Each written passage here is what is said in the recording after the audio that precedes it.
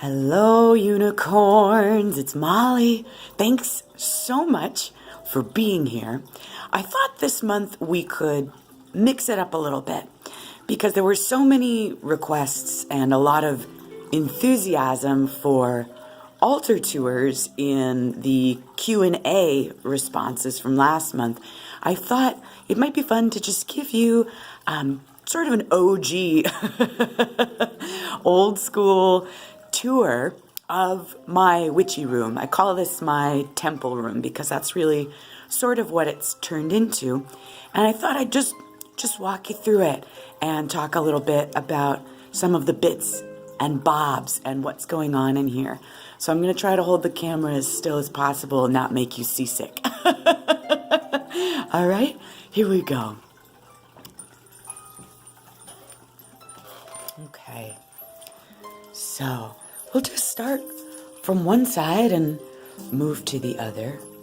So right inside the door, I have sort of this alternate altar space that I've sort of been using for devotional readings. So coming in the morning or in the evening and doing a little bit of reading. This is a really lovely book. I bought this one used, Earth Prayers from Around the World. There's a lot of really beautiful words in there. We've got the Chonk Chonk Busted Grimoire, and I love it that way. I wouldn't have it any other way. And we have the Wonder Woman Madonna. I believe that this was actually the very first offering on Patreon, really, was creating this statue. And back here we have, this is a gift from my mother, this cool old wood Ouija board. I just think it's a ton of fun. Some stones that I'm working with. And my singing bowl. I really like to use my singing bowl for cleansing work. And above that, we have this shrine space that just continues to grow. It's an assemblage of things I've made, little gifts from friends, tokens from travel. So the top shelf there, sort of representing the water element. And this bottom shelf, all acts of love are her ritual. And this in here, actually, what looks like a little dust broom is actually, that's my very first broom. I used that broom for years. I made that when I was a teenager. It's willow branches from a tree that was growing in the backyard of my parents' house.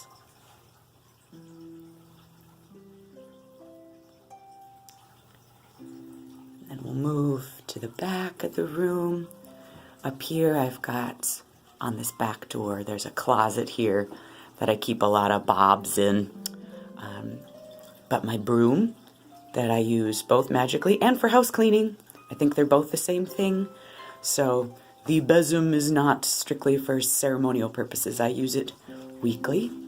And then I also have this fan that I like to use for spreading sacred smoke around or just moving energy around the house. Or if I don't cleanse myself with smoke or water, sometimes I'll just fan around myself. I've also cast circle using a fan, and that's a lot of fun too.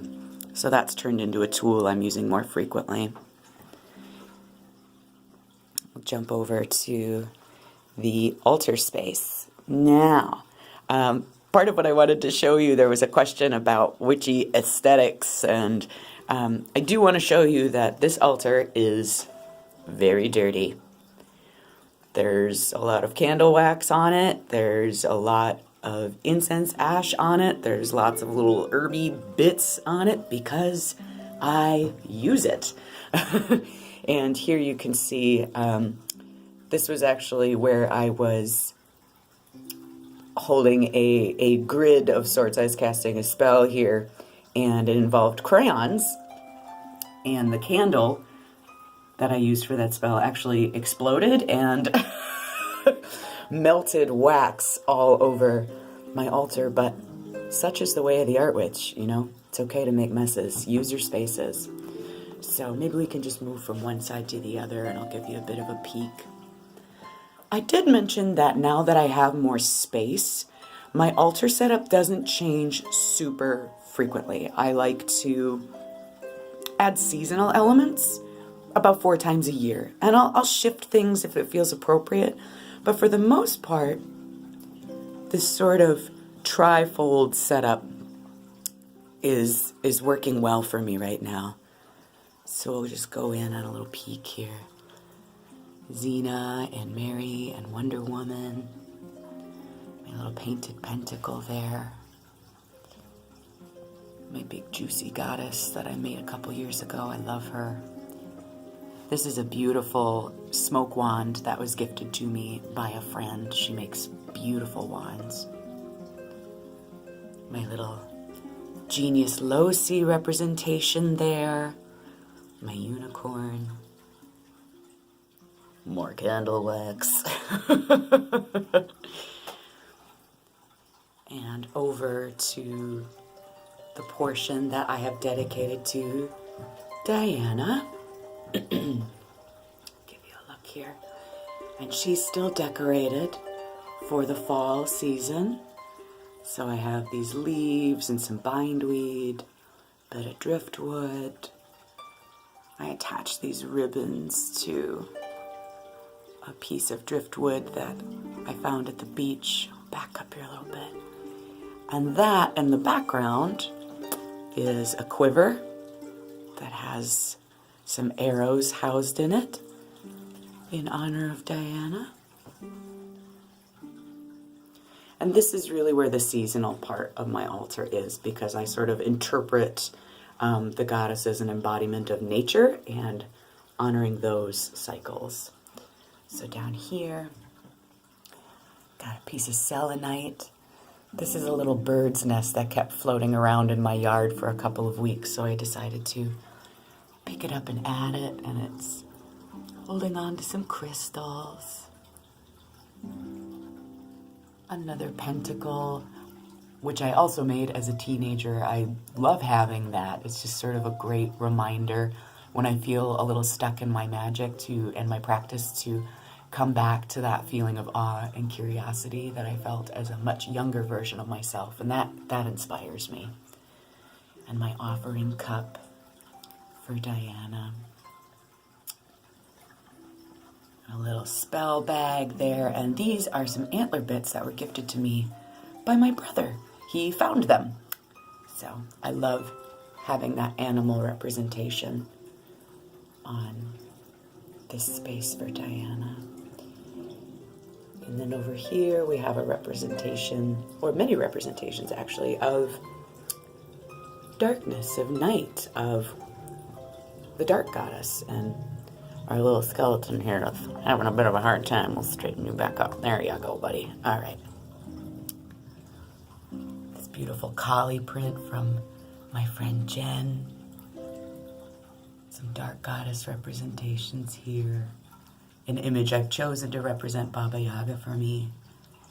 Hades is tucked into the background there. This cool skull that I found many, many years ago at a very poignant time in my life while I was beachcombing. So that holds a lot of power and comfort for me for the time that it came to me. All right. And some of the working bits here. So as I mentioned before, I like to do a lot of devotional reading. And I'll spend some time here in the morning. This is just my journal, things that I write, what's happened during the day. I like to write down the astrological aspects of the day, the moon phase, any of my dreams, projects I'm working on. So I have an arty grimoire and then a more sort of, I guess I would say, functional, everyday mixture of the magical and mundane that I write down in here. We could peek at some of the books. So some of the things I like to look at in the morning. this 365 goddess. This is a really cute book. It has a lot of practical ideas. The whole purpose of this book is to give you sort of activities that correspond with the day of the year, and I think there's a lot of really lovely ideas in here. This book is hilarious to me because I love this book, The Goddess Companion, and I ordered it online, but it's pretty obvious that this is a bootleg copy, and it stops midway through December, so this is kind of a crumbly bumbly copy. However, as you can see by all of my bookmarkings here, there are lots of readings that I like to come back to.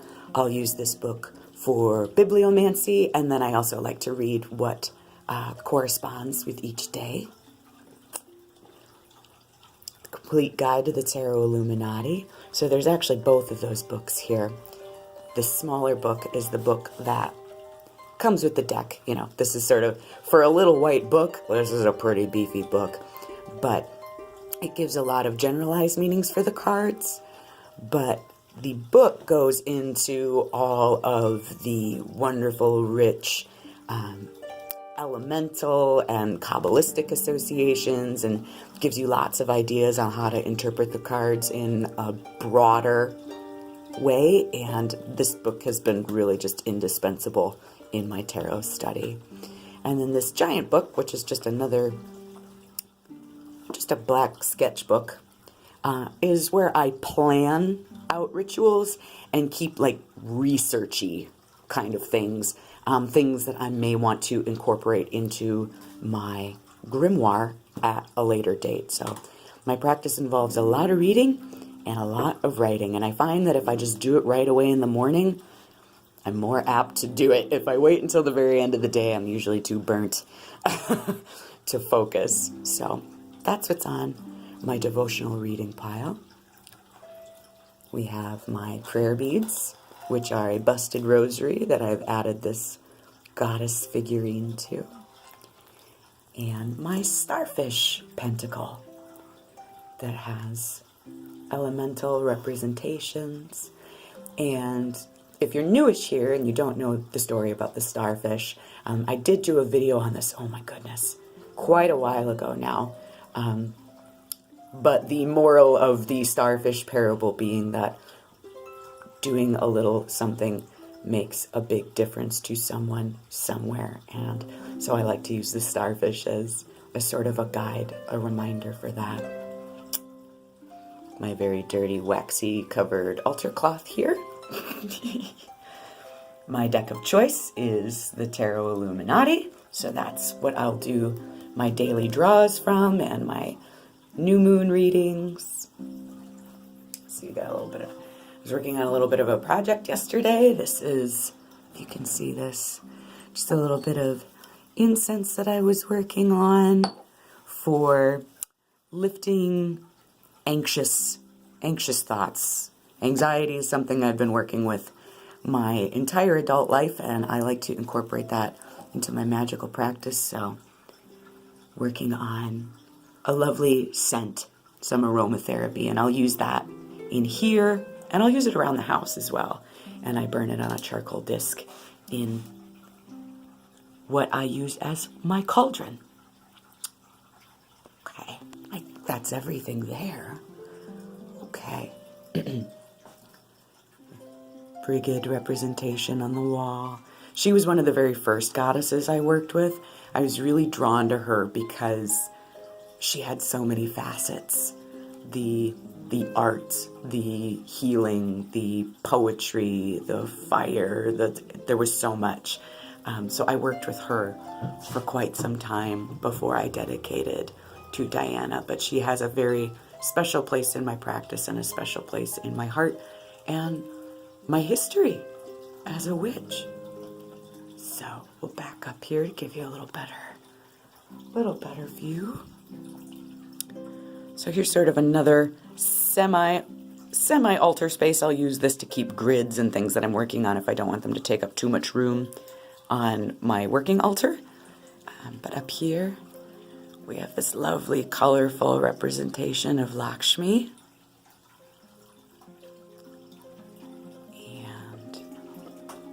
This is my magical map that I work with. I do astral workings with this. I chose things that were important in my life that I wanted to remember to revisit and refocus. So I keep that in this room. Let's see here. And you've all seen our wellness oracle that I make lots of use of. This is a fairly recent acquisition. I found her, this representation of Diana at an antique store in town, and I thought she was just beautiful. So I think I'm going to incorporate her into my winter version of the seasonal altar.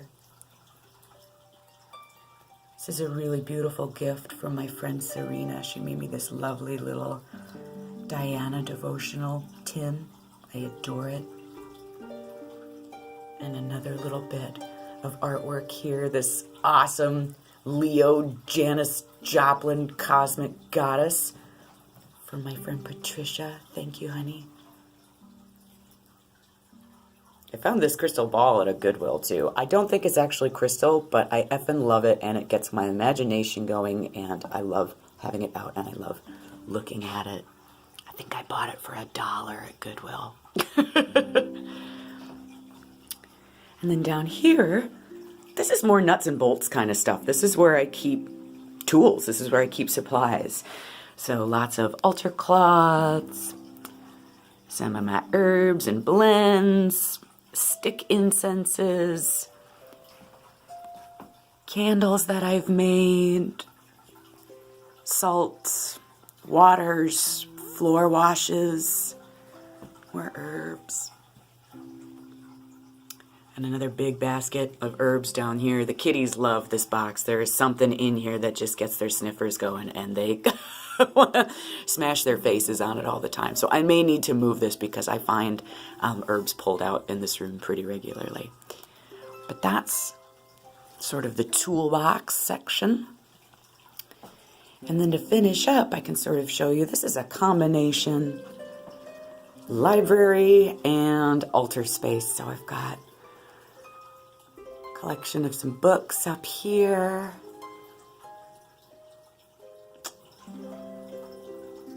And then these are workings. Let's see here, I'll zoom in here for you.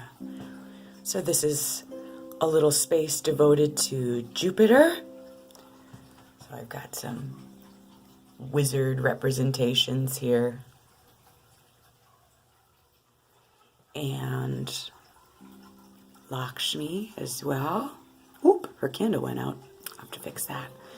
But this is a space that I like to use for household financial work, things that my muffin and I are working on together.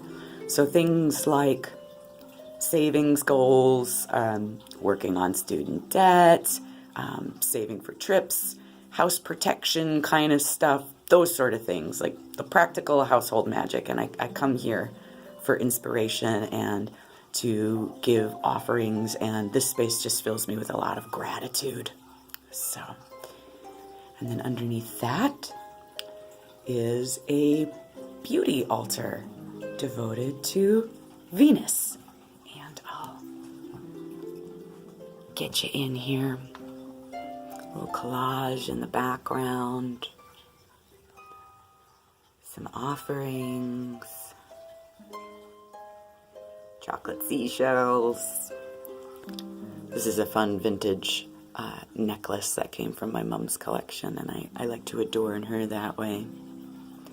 This is a drawing from many, many years ago of a Venus representation. Booty. That's what you come here for, right? The moon baby booty. All right. And the remainder of my books. There are more scattered around the house, which is why they look kind of sad and lopsided right now. But I really have been paring down in recent years. I want to make sure that the things I have are things I'm really using. And if a book doesn't work for you, it's okay to pass it on to someone that it will speak to. And then over here, I've got this ceramic bird bath that I have filled up with some of my chunkier crystal specimens. I like big, chunky, rough cut stones. I think they just have a really different energy and personality. I do, for some purposes, like readings, using polished stones, but for large grid work or any kind of healing work or adding to an altar, I like these big, chunky chunks. So, I think that's everything. I really hope that you enjoyed this old school altar tour. I had a lot of fun making it for you, and I hope it inspires you to work in your own sacred spaces, unicorns. Thank you so, so much for being here. And until we speak again, witch on, witch boldly, and be well, honeys. Bye-bye.